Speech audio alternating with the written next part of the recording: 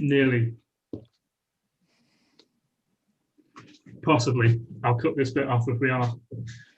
But yeah, so this is Bootstrapping Bands panel number 6, the last one of a series that we started to run back in March of this year.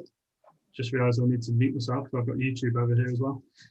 Yeah, back in March of this year, we started this project that was aimed at kind of helping musicians in Stoke-on-Trent and Staffordshire better understand the music industry, how to do it all better.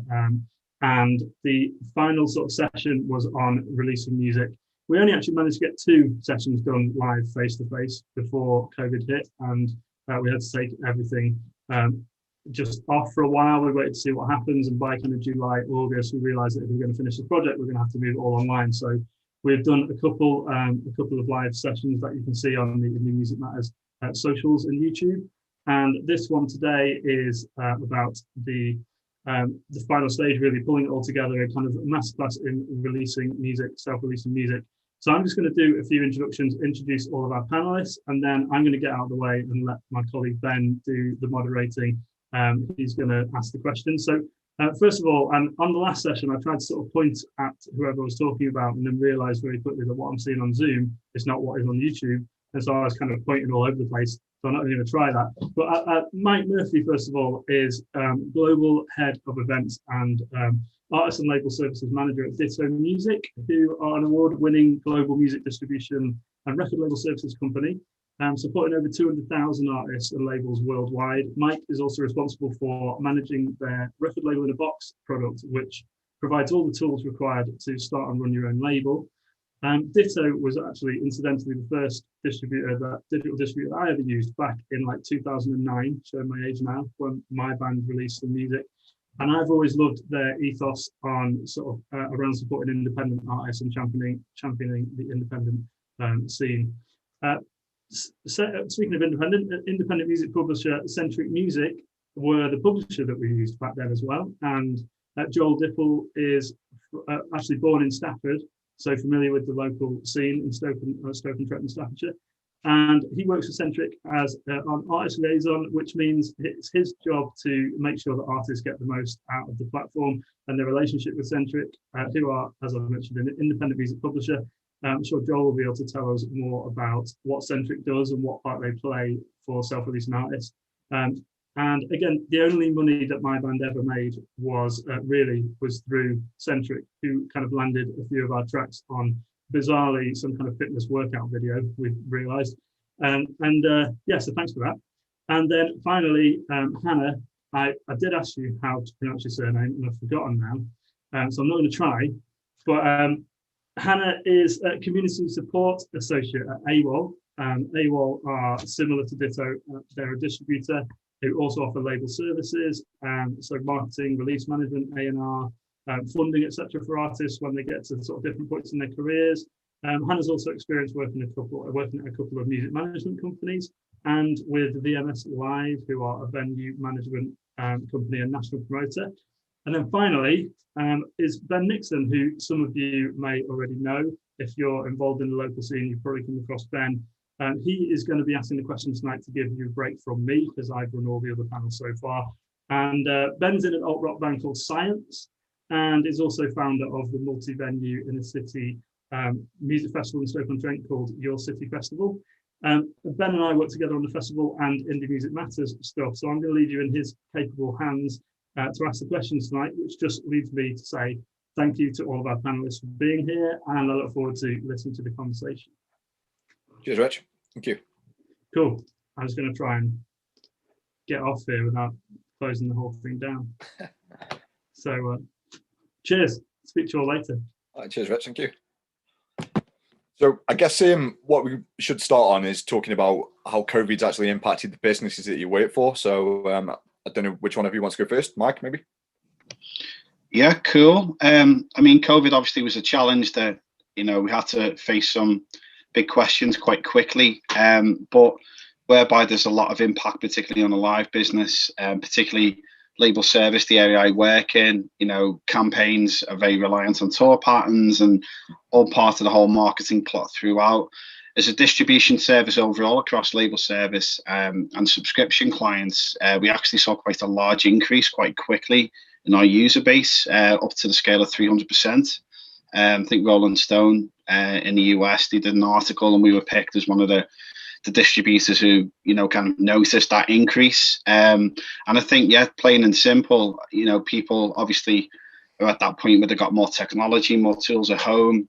Sometimes, maybe it's for demoing or take it to a studio, but definitely people using those tools more so, at home, and then investing in home studio recording equipment as well, and really exploring that. So yeah, we, throughout we've seen a massive increase, and we may get to kind of what people are doing differently in a bit, but a positive impact in that, and how, and our job, I guess, was just to make artists aware of the challenges out there. It's hard to go out and gig, like we used to, and get your name out there, and start looking at them other those other possibilities. What else can you do? So for us, it was great to see people, artists, taking a real, I guess, a negative blow and a big change to our way of life as as creators, artists, whatever, and turning it into a positive. There's tools out there, the services like Ditto Music and AWOL who are there to help support your music and get it out there and give you the tools and service and knowledge to support that. So one thing gets taken away, but artists definitely kind of turn it into a positive for what we saw. Oh, cool. It's all about adaptation, isn't it? Yeah. Okay, Hannah, what about you? So I work with artists that kind of have a standard digital distribution agreement with AWOL. So my kind of day-to-day, I don't work across the live side of things. So I kind of wasn't greatly affected by that, and just kind of noticed a lot of artists kind of panicking initially. Of course, everything was so uncertain and not really knowing what to do. So we kind of had a lot of people kind of hesitant about releasing and kind of unsure whether to put their kind of products out there, but now seeing like a big pickup of artists kind of adapting and like creating a lot of different content and kind of getting a lot of music out there. And kind of the live side has stopped for the time being, so trying to come up with ways to keep momentum going and kind of keep getting your music out there for your fans. Yeah, it's been interesting. I've seen that there's been quite a few artists that have managed to successfully adapt in terms of releasing. Not all of them, but I think it was the Idols album that's just come out. Yeah, it's quite a big impact, really. Okay, cool. What about you, Joel?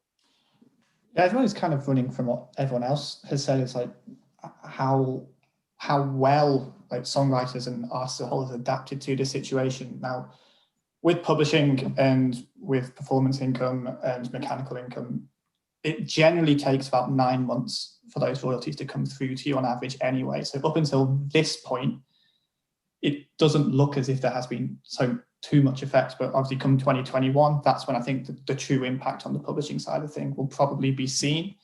But on the adaptation side of things, obviously with live royalty income now obviously not really being able to come through, likewise with broadcast placement, so things like in-store playlisting, that's a really big income stream for artists as well, that not being able to come through.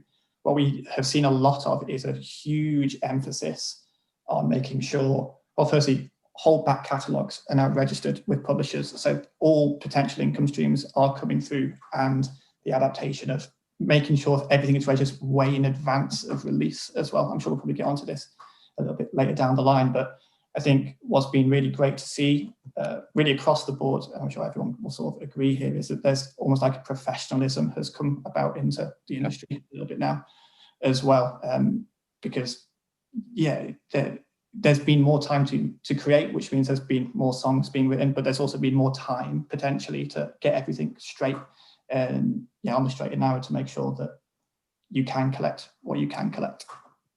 Okay, cool. So if we could actually create a checklist for the artists in terms of the restrictions that are in place with COVID, like what would be on that checklist? What would you put on that checklist? I mean, I think obviously with like publishing and distribution, they work together, but they may work on slightly different timelines. So I'm more than happy. I'll just quickly run through what I would suggest doing on the publishing side of things, and then on the distribution side, please feel free to jump in on it. So first things first is always just write the song, get in a room or via Zoom together, write it, then agree the writer splits on that and do that way in advance of release. It's a horrible conversation to have. It's an incredibly awkward one to have about who wrote what, who owns what, but it's much better to do that now before any form of money is involved, because money ruins all friendships, really. So make sure you get that down in writing. Once that's sorted, song's written, you've agreed splits, then look again, get involved with the publisher, get it onto the PRS, etc. Get that done way in advance of release. Then obviously get it recorded, mastered, then send that audio to everyone that you want to be hearing it in advance, be that a publisher, sync, distributor, etc. Labels, if you're looking to pitching it, then give the audio to distributors and then release. That would be my very quick sort of breakdown of how to do it on the publishing side of things. So yeah, that's what I would do. Cool. Yeah, I think it's definitely murky waters, isn't it, especially as an artist, discussing with your band members the splits. But I think that is, like you said, that has got to be the first priority, really, because if things start rolling and later down the line, someone says, well, actually, I worked harder on this, so I deserve more. So just my advice for any artists out there, any bands, unless you are purely the sole songwriter and you write everything, including the bass, the drum, everything, then I'd recommend trying to split it fairly between your artists, because at the end of the day, you need to look out for each other. It's what we ended up doing with Science. So yeah. So what about you two? I'd say a key thing is like getting all your content together. So take time to write and record your music, and before you even go to your distributor, like make sure you've got your artwork, your press shots, like really good video content. Like you can't go and perform live to your fans now, so kind of engaging with them across social media and like doing that well in advance of your release is going to really help build anticipation, get your fans involved, and is a really good way to connect with them there and kind of have that all ready. And then just have a really long lead time. Make sure you have everything together before you even start thinking about distributing, so you've got time to make changes, make sure you've got a pre-save link, and kind of sort out all of that stuff. Cool. So what about you, Mike?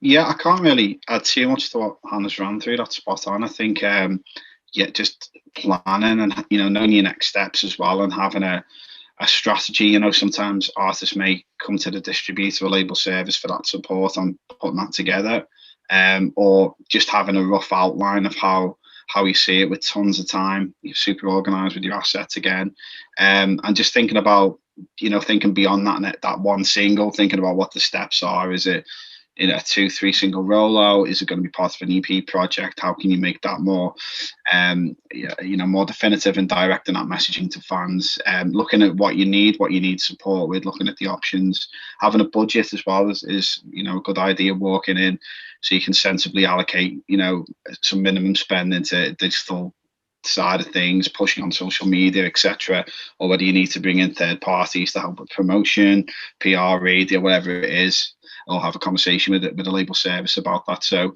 don't just throw a single out in a week or two without considering all the above, really. Lots of planning. Yeah, I think this will lead on nicely to the next lot of points. But I think as an artist, when you go for DIY releasing, I think there's quite there's a little bit of anxiety with how do you even jump into this? How do you get a distributor, or where do you find this information? Who can I speak with? Who do I network with? And I think it's quite muddy water, really. I think I'm sure a lot of artists will relate to that. It's you get anxiety about going out. Where do I find this? And I think that's when artists then start panicking with release. It's like, we've got a single, we don't know who to speak with. Let's just put it out there without any train of thoughts. I think on the label service side and a little bit on the distribution side, I've always loved the word of mouth. You've been recommended by a friend who's in a band, or you've personally become recommended, who's signed someone who's also on the management roster, whatever, or do you know what I mean? There's always a little bit of that going on, which is great. But I hear what you're saying. If it's a whole new world to you and you Google digital distributor and a whole load come up, which is the right one to go with. And I guess my advice to that would be just to have see if you can, if you need that personal relationship. And I know, like, obviously distributors that, you know, like ourselves, 250k plus users, and, you know, AWOL have got a huge global base as well. And I know it's difficult to get that one-on-one all the time, you know, so definitely accessing functions like this, or any conferences or events or masterclasses where you can maybe get a bit of a feel for how the teams work is always a benefit. But just doing some research, maybe looking up some reviews, some experiences other artists have had, but just trying to have a conversation with a couple and just get an instinct for kind of how it works, and if the website and the portal and the uploader is friendly for yourself as well, is always a benefit. So like with anything, you know, whether you're doing it for PR or, you know, video director, always kind of look at some options, do some shopping, have a look around, and go with what you got instinct, you know, what makes you feel good about it. That's cool. I think we've actually touched on one of the points that we wanted to talk about, of a step-by-step plan of how artists should release. So I think the next question would be, how far ahead should artists be planning a release? Benny, have you got any advice on that? Hannah? I'm happy to go. Yeah, so at AWOL we'd recommend like around 4 to 6 weeks. So make sure you've got everything together, and then kind of start the upload process kind of 4 to 6 weeks, and that gives you enough time to do kind of small things like reach out to your distributor for your Spotify artist URI so that you can claim your Spotify for Artists account, and then you can use the Spotify playlist submission tool to kind of pitch your track 7 days before release. You can also reach out to your distributor to get the links to your track so you can create a pre-save link to share with your fans in advance, and things like checking your artist mapping, something small, but obviously if artist names are kind of generic or there's multiple artists releasing with the same name, tracks can get mapped to the wrong artist page, and that kind of takes a bit of time post-release to fix. But if you reach out in advance, you can kind of clear all that stuff up beforehand. So having that 4 to 6 weeks just gives you a bit of leeway. Okay, cool. Have any of you two got any other sort of timelines in mind other than 4 to 6 weeks? With what I would agree. I mean, on the publishing side of things, in terms of getting your tracks registered internationally, which is what a publisher will do, it tends to take around 7 to 10 days, is what I would say. So within that process, make sure, kind of like I touched on earlier, is prior to release, make sure that tracks are added to your publisher, which can be something which is easily forgotten to do. And obviously during this period of time where publishing income may be becoming less because obviously the lack of live, the lack of broadcast placements, there is also money on the publishing side of things in the world of streaming. So obviously the majority you'll get will come through your distributor, but there's another pocket of money out there for you on the publishing side of things. Those are incredibly hard to retrospectively collect on the publishing side of things. So if you kind of work alongside the 4 to 6 weeks, which Hannah suggested, getting tracks registered in that period of time, that'll mean everything is in place for you. So come Stream On, the publishing income will be coming in for you, as well as everything that your distributor is collecting for you as well. Right, cool. I'm hoping there's going to be quite a lot of artists engaging in this, because I think it's going to be really, really useful for them. So, and one of the questions that we've come up with is as well, this is obviously a bit of a generic one, I guess. It's like, what should artists be releasing? Are we looking at singles, EPs, albums? Is there any relationship to the genre? You know, say if you're in a rock band, should you be releasing more albums or EPs, electronic music? What, you know, is there any pattern to that? I think it's very case by case, to be fair. I think it depends on the stage that the artist is at in their career. It could be that if they're starting off, it could be good just to maybe get a single out there just to get it on the map. As Hannah said, all these kind of housekeeping things, just to kind of get that in order first, get all your mapping right, make sure you got all your Spotify for artists, Apple Music for artists, and Amazon, etc., all the backstage stuff in order. Get a feel for yourself about where your audience is and where they're interacting, and then you may want to do another single and build that, and then maybe it'd be an EP project after that point where you want to take it maybe slightly to the next level, but still having big features on 1 or 2 singles. But if there's an artist who, and I don't think it's too genre specific, to be fair, but I think if an artist is a touring artist and there's a lot of live appetite and they've got an album's worth of material and there's some demand there and there's maybe a bigger budget to work an album campaign, it's definitely, I think we're all kind of artists in general want to get to that point. It's just knowing the kind of the right time to do that when, you know, as I say, when the demand is there, maybe, or, but then there's artists who have got an album worth of material and they want to release it, and that's fine as well. You know, it kind of depends on what the goals and the targets are for what you want to do, what your budget is, and how you want to do it. I mean, we're playlisting, particularly with Spotify. It's a very singles-based market. You know, it's all kind of centered around the single and how to make that go viral, get traction, get on editorial, algorithm, playlists, you know, the whole 9 yards. So, you know, but ultimately that can be a doorway into promoting and leading fans to an album and committing to that project. So yeah, I'd say it's pretty case by case, but I think there's some great examples out there of how you can work it depending on, as I say, where the artist is at. But that's the great thing about independent distribution, that, you know, we're open to any way, you know, whether the artist has got a plan, the manager, or they come to us for advice on suggestions. You know, we can do whatever we need to do in order to meet all ends. That's cool. Yeah, I definitely, you know, depends on kind of what you decide to do as an artist, but I'd recommend having like a vague plan as you go. If you just drop a single and you don't have any more material and things start picking up and you start building momentum, and then all of a sudden you've got nothing else to release. So kind of having like a vague plan so you can see how things go. Yeah, I think the 6 P's, 7 P's. Prior planning prevents piss poor performance, and you've got to have that content there ready to go, haven't you, like you've just said. Else you're going to end up in a quite a self-filled trap, really, aren't you? Yeah. Okay, cool. So obviously one of the things that artists want more than anything is this idea of like, I want to be on a label, you know, because obviously I think that's the ultimate goal, really, isn't it, for an artist? So what was the question with this? So what does the journey look like in terms of how to get an artist on a label? Is it massively important? I mean, is the self-release an alternative to it, and basically getting yourself on a record label? Because I think it was Enter Shikari that actually got to quite a high level without the use of a record label.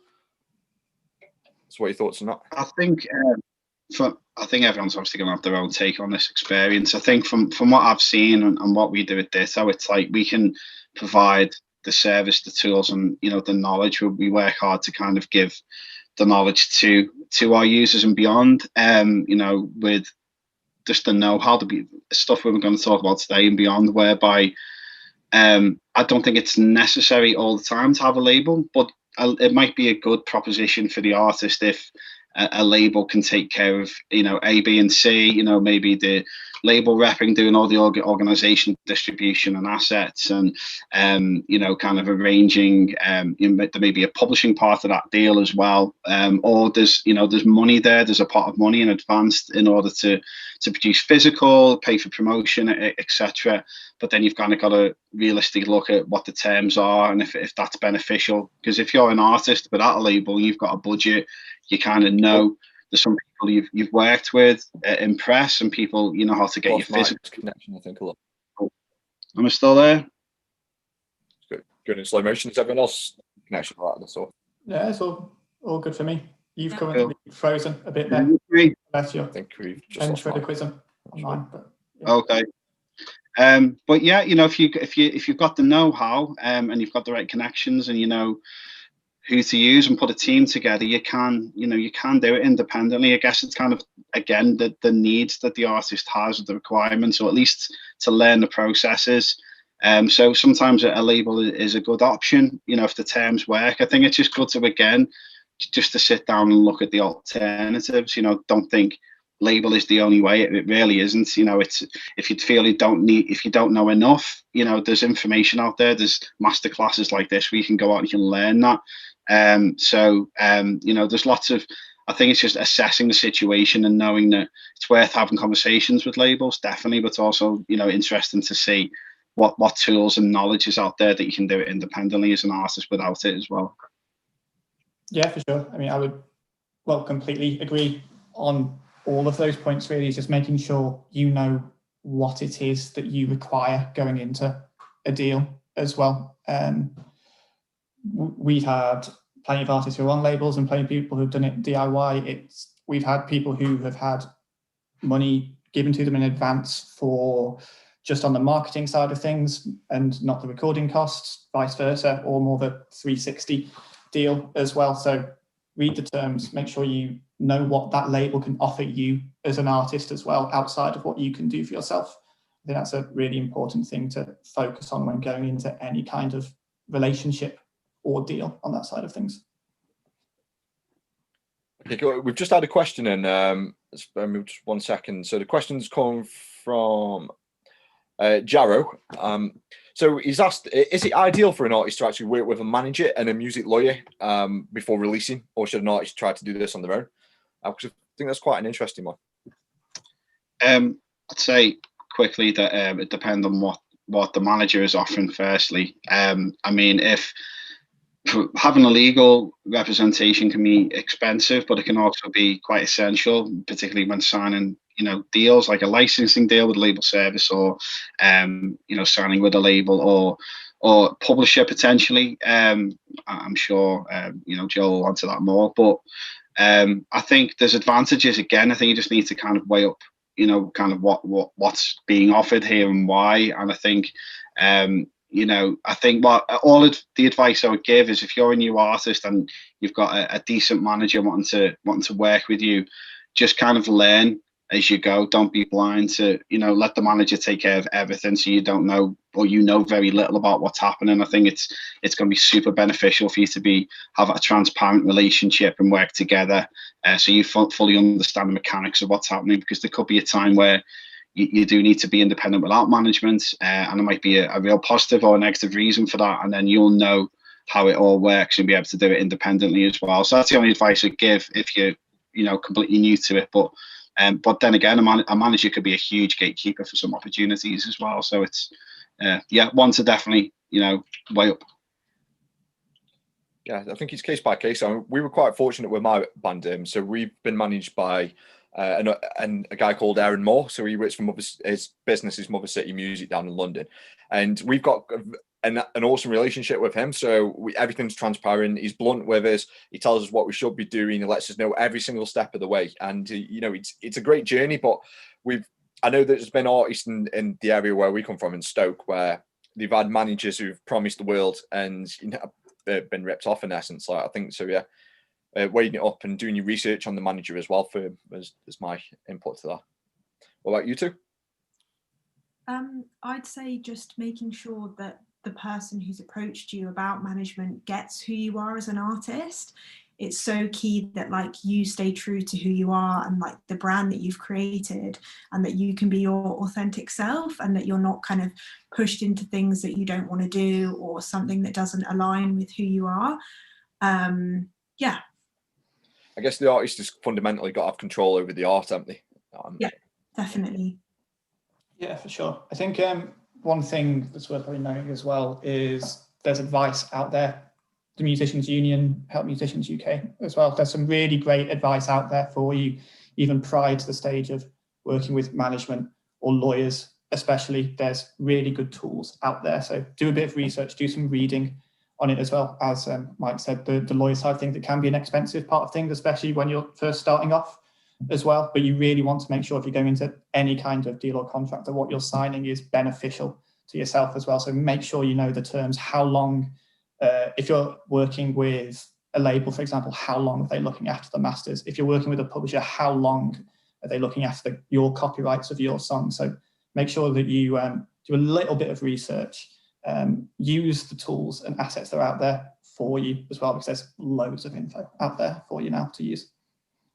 Okay, cool. We've just had another question that's come in about Spotify playlists. So this is from Dollar Jade, local artist in Stoke.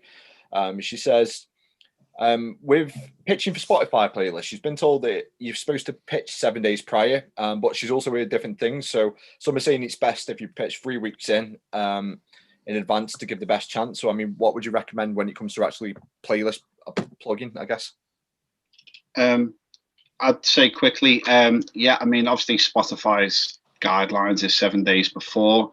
I'd say that's kind of at the latest. I think sometimes it can be hugely beneficial pitching early if you've been super organized, and all your assets today, your deliveries with Spotify's backend, and you can automatically dive into your Spotify for Artists and do the pitch, or if your label service are doing that or whatever it is. I think kind of doing that between when you've done that and when the release comes is just to kind of really build that momentum, you know, fill it up with progress, with, you know, socials, all the great activity marketing ideas, pushing your fans to your pre-saves and all that stuff. So I think I don't think there's an exact answer I can say is there's a perfect time to pitch that will guarantee you a Spotify playlist. But, you know, I think obviously there's nothing wrong with doing it 3 weeks ahead. I mean, with some priority releases we get where we're fortunate enough to get the run up that we would like, and you know, it's an important release and we'll do the pitch really early from label service. But then we get ones that are, you know, it's very later in the day. It does happen, you know, it really does, and we have to, you know, it ends up being 7 days before. So I'd say if you're all lined up, good to go, get it pitched, get it done. I think I don't think it will decrease the chances of it not being seen closer to release date. It's better to be super organized than be late. Cool. You guys got any more thoughts on that? Not really. I just agree. Yeah, definitely. Just having more time is always better. For sure. Sorry, Joel. No, I completely agree. I have nothing to add on that. Okay, great. So I'm just having a quick look. Okay, so we brushed earlier upon like the anxiety with artists actually approaching people. I mean, where would you say is the best source of information for an artist to learn about what to do, what steps to take? So I know with all of you on each of your websites, like there's actually quite a detailed plan of how it works. You know what's there's a lot of detail within that. What have you got any thoughts on that? So from like an AWOL point of view, I'd recommend sort of reaching out to your distributor. AWOL have a knowledge base that we've put together with loads of articles of information, guides for releasing, information about royalties, and there's so much information there that's accessible to you. So I'd reach out to your distributor and kind of read as much as you can before, you know, starting anything.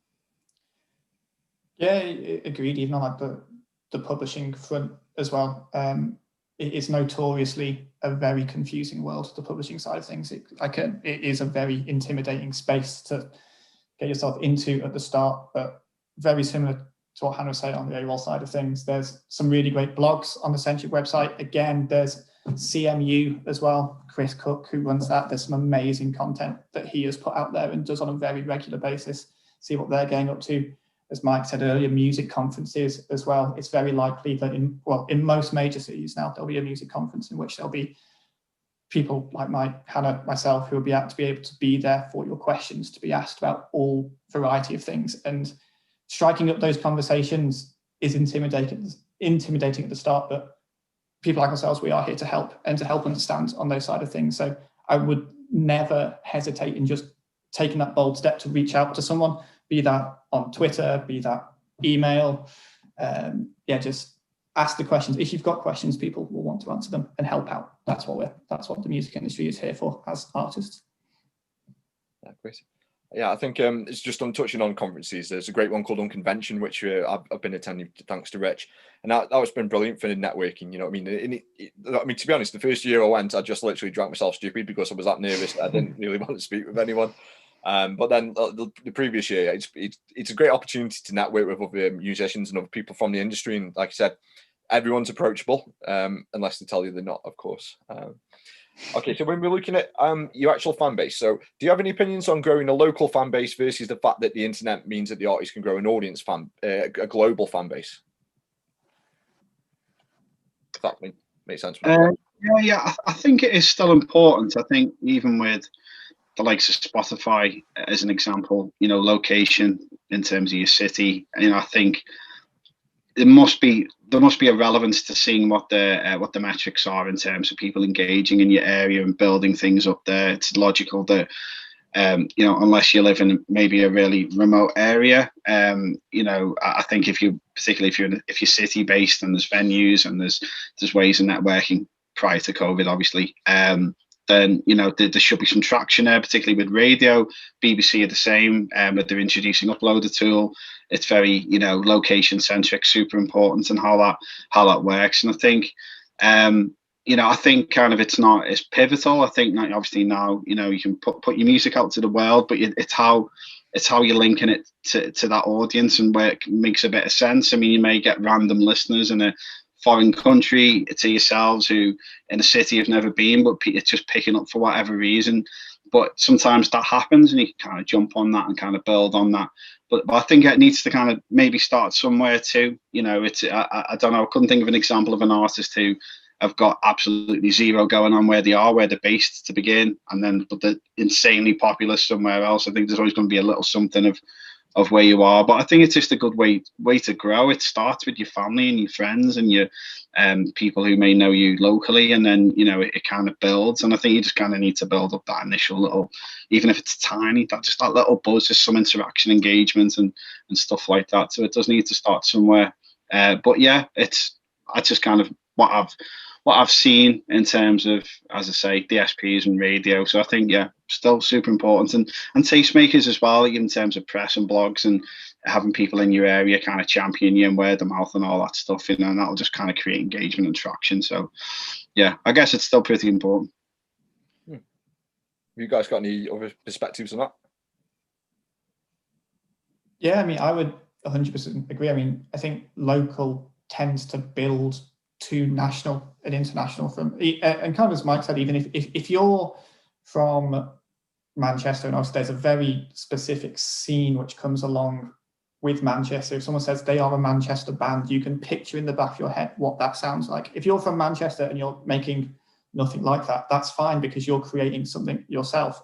Get your family, get your friends. There'll be other like-minded people who are wanting to create stuff within that space as well. That will then naturally create buzz, and hopefully what you'll like to see is a little bit of exponential growth on that side of things.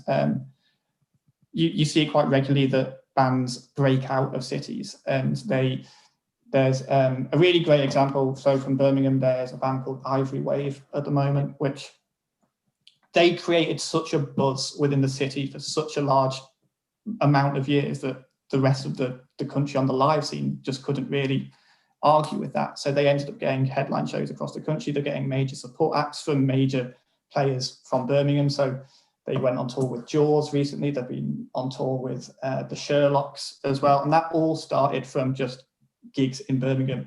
I remember seeing them support public access TV, and there was about 7 of us in the space. And then 3 years later, they're going on massive nationwide tours with huge artists. But that's from Birmingham and coming out of there as well. So local definitely builds to national. Got any more thoughts on this, Emma?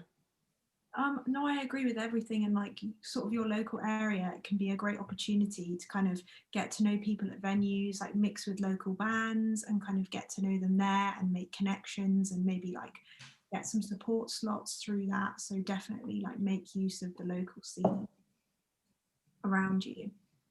Yeah, it's about building that hype up, isn't it?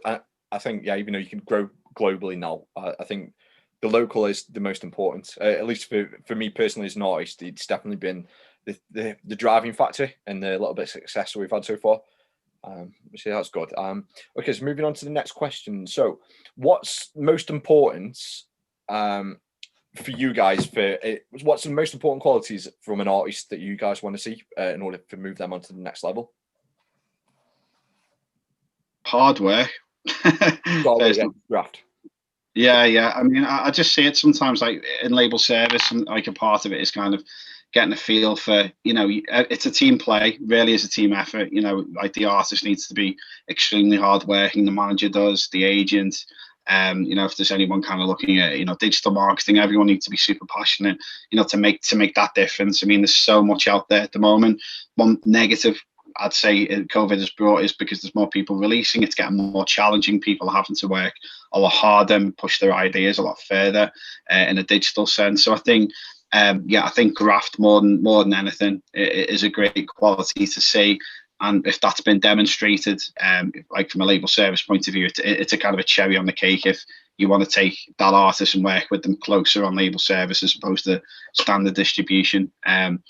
But yeah, without that, I think, you're going to be at a disadvantage. You can't sit back and blame the manager or blame the label or blame the distributor or whatever, because it wasn't a big success you wanted. Everyone needs to be proper on the ball. Yeah, no, I totally agree there. Being super proactive and doing as much research as you can, and kind of doing everything that you can too. And also kind of trying as hard as it is to build kind of a well-rounded campaign. So trying to get some sort of press support, some radio support, some live support, and then kind of some stuff going on the streaming services too. So kind of ticking all the boxes as well definitely helps. Yeah, I think Grafton, I think communication is probably one of the things I cannot stress enough. And that, so if you're working with PR companies, or if you're getting some press in, who are you letting know about that and why are you letting them know about that? So what publishers can do for you, what Centric can do is help pitch for sync opportunities, which is getting your music onto stuff. So TV, films, video games. It is so useful for anyone who's trying to pitch your music to know what is going on with you. So have you been getting some BBC introducing spins? Has it been on Radio 1? Is it Spotify playlisted? Who are you letting know about that as well? So let your publisher know. If it's something that the distributor is interested in, let them know about it. If it's something that, if you're working with radio publishers, let them know about it as well. So as much as there's an external campaign of what's going on, it's almost like you need an internal campaign as well to help support that. So for me, the more information that I have to hand, the more help I feel like I can do on the creative side of things as well. So I've had artists throughout lockdown send me their Spotify statistics, sending them their Instagram engagements, and everything like that helps build the picture of you as an artist to help out the industry work with you as well. So yeah, conversation and communication is such a huge part of how the industry can help.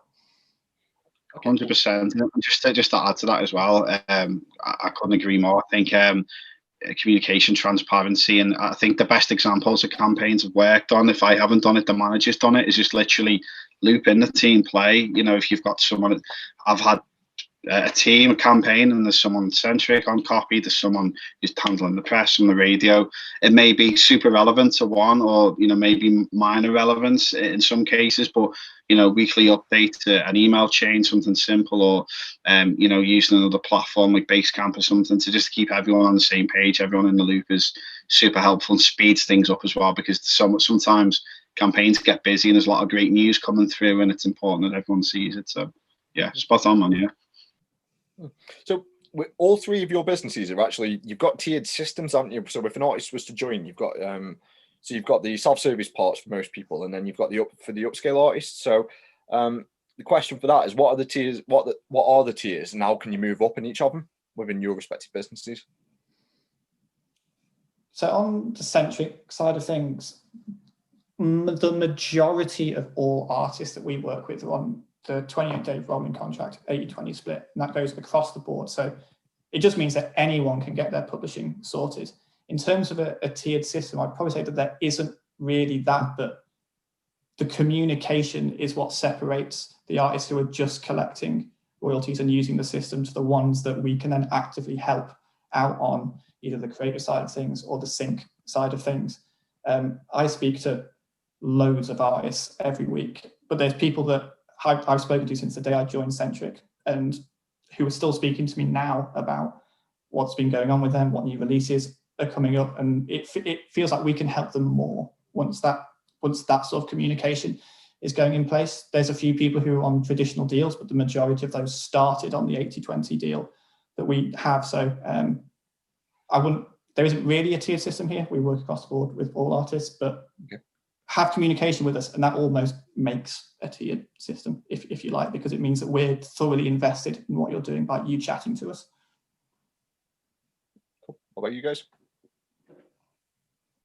Yeah, I agree with the same too. So we have like an AWOL core where you can kind of sign up to AWOL and get standard digital distribution that I work with, but there also are some artists that get kind of more funding from AWOL or like sort of deals too. And I guess kind of keeping in contact with sort of the team that kind of looks after the distribution and sending us updates, sending over an EPK.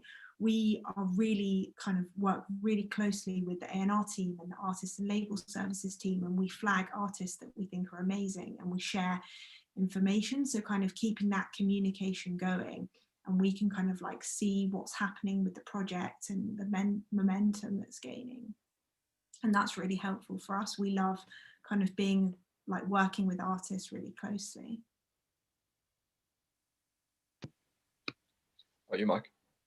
Yeah, so we have Ditto Music, as everyone knows. We're a distribution service which is subscription based, and then we have Ditto Plus, which is a kind of a step up depending on, you know, kind of your needs really, and whether we feel that's something that's going to be a success.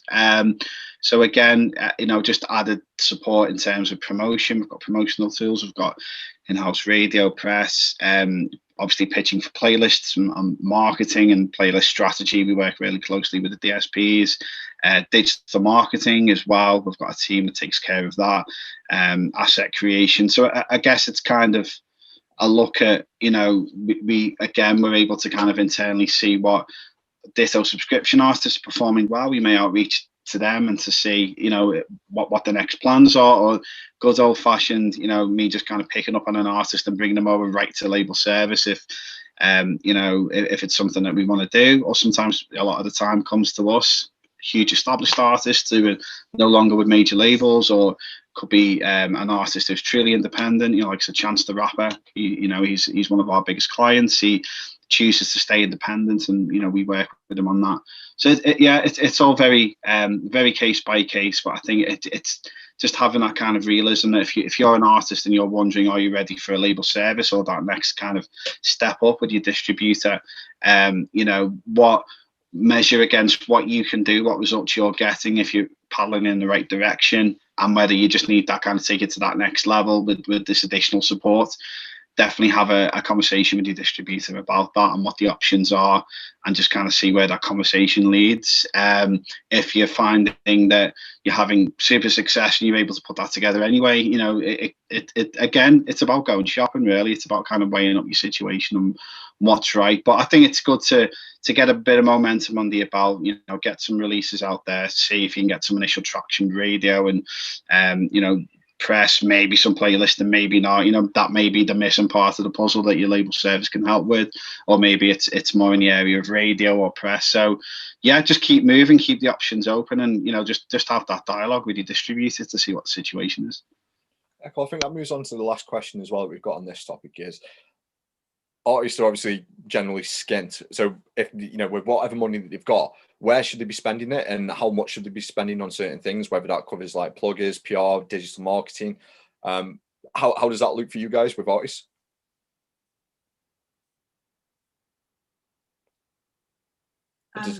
Yeah, so I'd say just kind of be realistic and kind of don't, if you don't have much money to spend, like don't spend it. You kind of set realistic expectations. If you're going to go and spend on PR, there's kind of a limit to what PR can do for you anyway, based on what stage you are as an artist. So if you've only released a single and you've got like a few hundred or a few thousand streams on Spotify, even if you're paying PR, you know, they can put it in front of, you know, NME, but whether or not they're going to pick it up is another thing. And so don't kind of go and spend thousands and expect a lot from it. So I'd say kind of do as much as you can on your own and kind of build it as much as you can and gain some momentum, and then maybe think about spending a bit of money. Okay, that's actually quite useful, because I think the normal thing for artists to do as soon as they've got a bit of money, it's like boom, spend it, you know, probably up the wall. But I think, yeah, if they can keep hold of it, like you said, spend it wisely. Any of you two? I think just to elaborate on that, that's spot on. You've got to be careful with your budget and put it in the right place at the right time.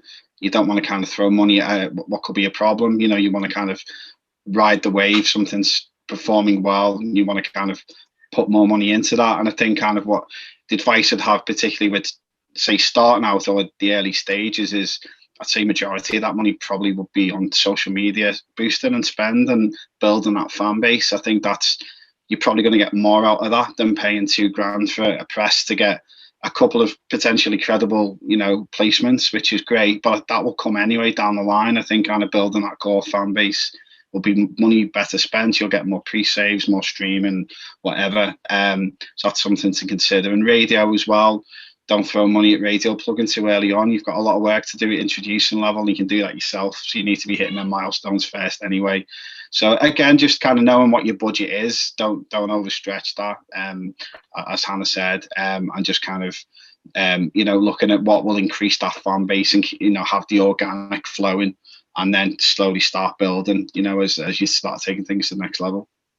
Yeah, for sure. I think something that is always the imperative at the heart of all of this is make sure that you've spent money to make your music sound as good as you can make it sound as well, because you could throw money at the wall, but if the quality of recording isn't as high as it should be, or maybe you haven't spent money on mastering and things like that, that will stick out like a sore thumb. So even if you're throwing money at PR or radio, make sure that when people are listening to it, that is the representation of your music that you want to hear as well. So couldn't recommend that enough, really.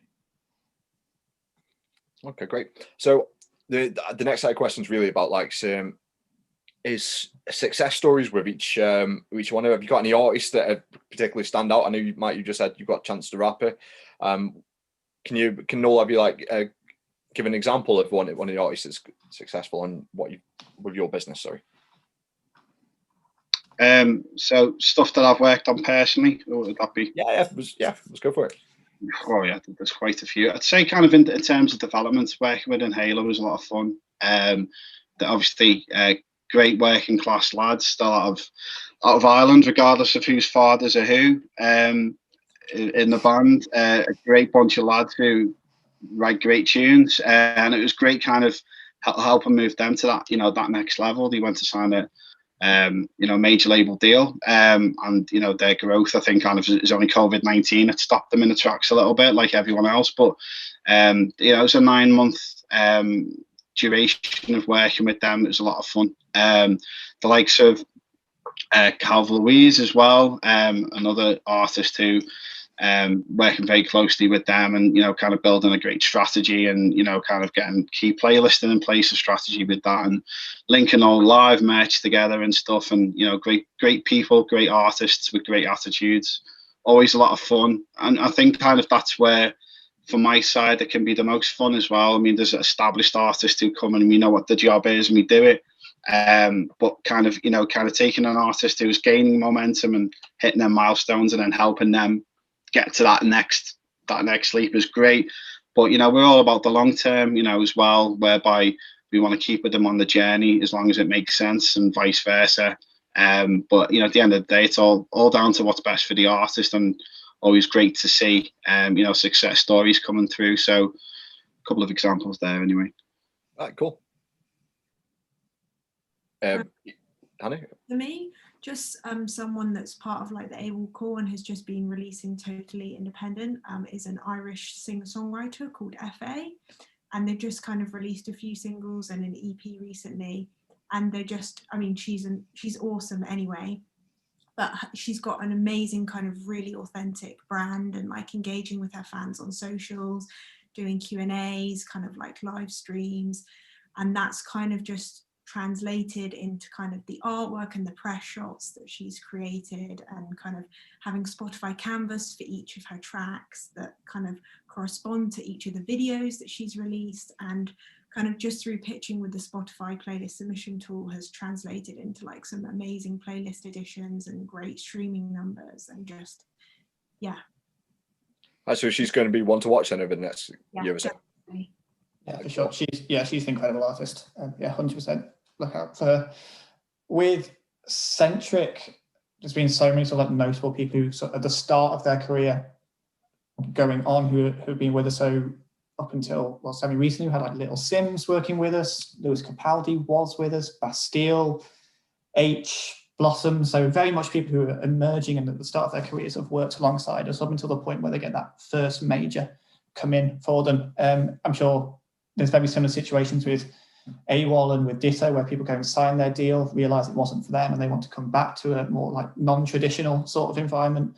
We've had that plenty of times as well.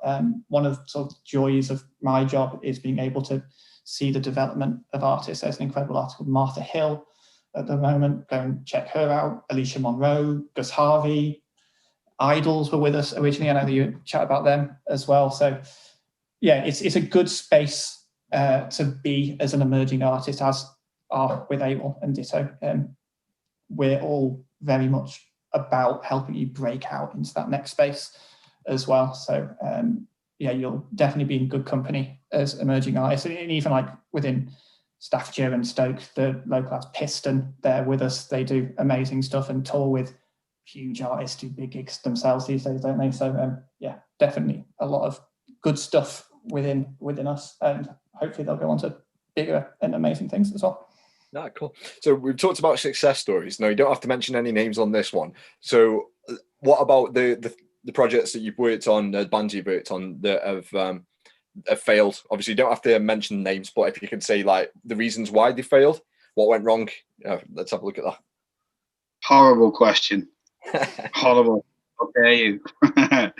I'd say kind of, I wouldn't say what went wrong. I think obviously part of what I do, what we do, is it's important to keep expectation in check. And I think sometimes we've had situations maybe where there's an artist who's been on a major label who's used to a level of conditioning, who hasn't had to do the hands-on work that we discussed earlier, and it's been a bit of a transition. And I think you can tell them to the blue in the face, the reality of the hard work that needs to go in at independent level, but how the right teams are still in place. But yeah, I think just kind of, I won't say where so much it's failed, not at all, but whereby keeping clients happy is always a big one, and 99% of the time, it's the job's done and everyone's happy, and you're always going to get artists who, very passionate artists are extremely passionate, and sometimes doesn't go the way they'd like.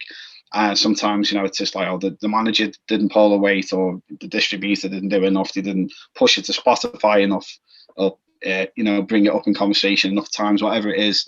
It does come up, and then there's been times where a label will come in after we've done all our hard work as well, laid all that important groundwork in with key people in the industry, and then a label will come in and throw them a big sum of money that they'll never recoup in a million years. Really bad deal, but they'll go after the money. So the situations like that where, again, kind of maybe you feel like sometimes you've got a good rapport with an artist, this feels right, and then a bit down the line you see kind of different sides come out a little bit. But again, I think that just comes down to artists can be passionate, and I get that. But at the same time, I think again it can be just an adjustment to it's back to the idea it should be a team play, in my opinion. So yeah, but that's as negative as I can think. Still a very naughty question. So go on, Hannah, what about you? I can't really think of anything. I guess in terms of my day-to-day, and we've already talked about it, but seeing kind of campaigns not go as smoothly as they could be just from not having enough lead time, and just kind of needing to make a metadata update, or the artwork's not right, and kind of not being able to change that in time, and then it kind of like messing with the flow as well. And also if a kind of someone's trying to change the release date, or there's not enough time, if your release goes live, even if you take it down, it's then not eligible for the Spotify playlist submission tool, because it's for new releases only. So kind of seeing people like kind of mess up their timings and then try and take their release down to then re-release it and it not be eligible for that same kind of support. So just, yeah, making sure you've got enough lead time. Yeah, I think it kind of all runs back to sort of like what we spoke about at the start, about what your timelines are and what your expectations should be if you don't run as much to those. So we've had artists who have come to realize that they've got loads of streams, but they never got it published. So there's some income that they missed out on, and that's obviously really frustrating as an artist, that there could have been some money out there which they couldn't collect. So yeah, I don't think it's like anything done wrong. It's just be as pre-planned as possible and get your expectations to sort of sit alongside your planning as well. We get quite a lot of people asking about things like sync opportunities as well, which is notoriously now the most competitive part of the industry. How much music's used on that is in the grand scheme of things very little, and every artist is striving for that at the moment. So kind of going back to the pre-planning, make sure everything you've got is in place to give you as good an opportunity as possible. So get your metadata sorted. Make sure you know if you're working with a label, make sure they're in contact with the publisher so they know who to chat to when something like a sync may come through. Make sure that your PPL is all registered and things like that as well. So make sure that you've got all of your bases covered as early as possible into a release cycle is all I would suggest.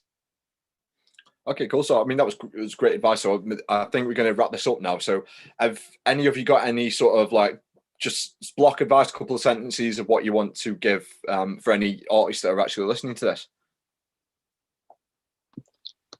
Yeah, I'd just say that the music industry, I think what we've demonstrated here over the past hour and what we've established is we're all super friendly, passionate community here, and everyone wants to help each other. And even before COVID-19, I was seeing a change here with the amount of conferences and events and companies coming together to help artists and give advice and, you know, kind of add the personal touch. You know, it's just go in with that spirit, you know, because, you know, essentially kind of you're building a reputation, particularly an independent level, not just as an artist from what fans see, but communicating with industry behind the scenes as well. You know, you're building a reputation there also. So just kind of, yeah, be super positive, be super, you know, friendly, easy to work with, and, you know, kind of get the job done, ask the right questions and all that. But yeah, just be super, what's the word? Just don't be a dick, basically. Just be really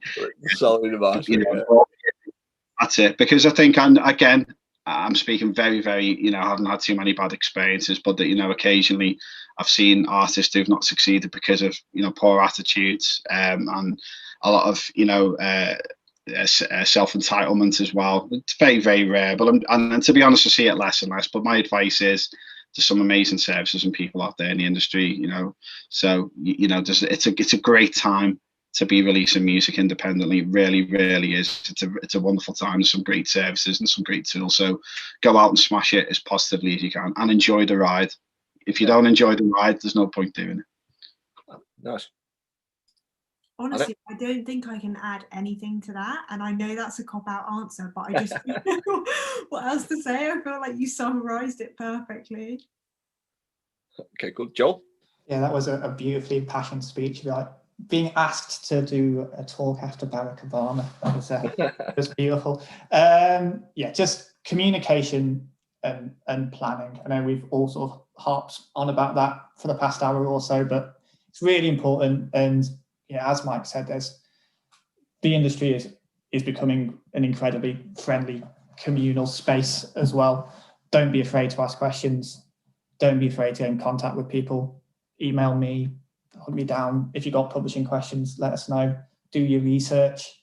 Just, yeah, start those conversations and make stuff happen is what I would suggest. Cool. I think the only thing it's put into short, it's knowledge and network, really. Go out and network with everyone. You know, if anyone's watching, want to contact any of these guys and want to speak with us, feel free to do so. And just I'm going to do a bit of a plug of this book. So it's been useful.